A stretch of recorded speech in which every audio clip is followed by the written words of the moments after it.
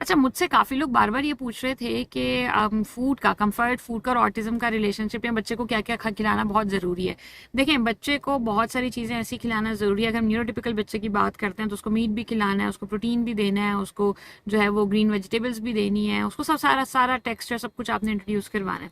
लेकिन मेरे और आपके बच्चे का मसला क्या है, जो न्यूरो डाइवर्जेंट है उसका मसला क्या है, वो बहुत सारी ग़िज़ाएं इसलिए पसंद नहीं करता कि उसको उसका टेस्ट, उसका स्मेल, उसका टेक्सचर ट्रिगर कर देता है, राइट, उसकी सेंसरी नीड्स को ट्रिगर कर देता है। सो मेरे और आपके ऊपर बहुत सारे फॉर्मूला अप्लाई नहीं होता। सो मैं अब्दुल्ला के केस के अंदर, अब्दुल्ला की कंफर्ट फूड क्या है? अंडा, पराठा, सादी रोटी, तंदूर की रोटी, खीरा, चिकन।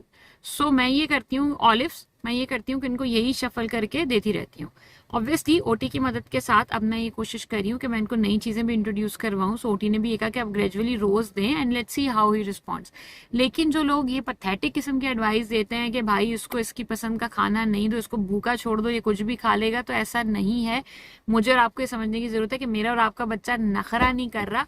मेरा और आपका बच्चा जो है ना वो जानबूझ के हमें जो इमोशनल ब्लैकमेल नहीं कर रहा। बेसिक रीजन ये है कि उसकी सेंसरी नीड्स उस चीज़ से ट्रिगर होती हैं। इसलिए जैसे मैंने कहा कि उनको टेक्सचर, स्मेल या टेस्ट कोई एक चीज ट्रिगर करती है जिसकी वजह से वो उसको नहीं खा पाते। सो ये अंडरस्टैंड करना बहुत इंपॉर्टेंट है कि अगर उनकी कंफर्ट फूड उनके लिए खतरनाक नहीं है, डेंजरस नहीं है, हार्मिंग नहीं है, तो आप उनको उनकी कंफर्ट फूड शफल करके दे सकते हैं। मेक श्योर करें कि जब आप उनको खाना खिलाएं, so you are sitting with them, आप कोई भी एक्टिविटी लें। स्क्रीन टाइम तो देखें, खाना खाते हुए न्यूरोटिपिकल बच्चे के लिए भी अच्छा नहीं है, तो न्यूरोडाइवर्जेंट के लिए भी अच्छा नहीं है। बट अगर ये आपके पास आखिरी रास्ता है तो आप ज़रूर दे दें।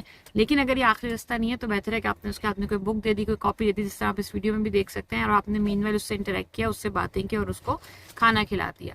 सो इसका इन शॉर्ट मैसेज यही है कि आपने अपने बच्चे को सारी फूड्स के साथ इंट्रोड्यूस करवाना है, इट्स गुड फॉर देम।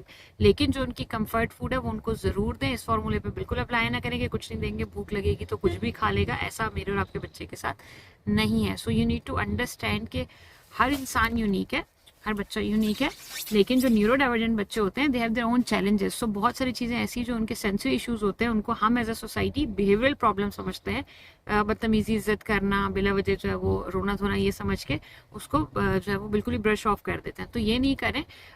बाकी लेट्स सी आप ग्रेजुअली चीज़ें इंट्रोड्यूस करवाते हैं। मैंने बहुत सारे, अब्दुल्ला की बात नहीं करी, लेकिन मैंने बहुत सारे और बच्चों में देखा है कि ग्रेजुअली जब उनको बार बार एक्सपोजर दिया तो उन्होंने वो चीज़ें खाना भी शुरू कर दी। तो ये चीज़ बहुत इंपॉर्टेंट है कि कंसिस्टेंसी जो है वो आपने रखनी है, और be open about it, be okay with that, और don't be hard on yourself.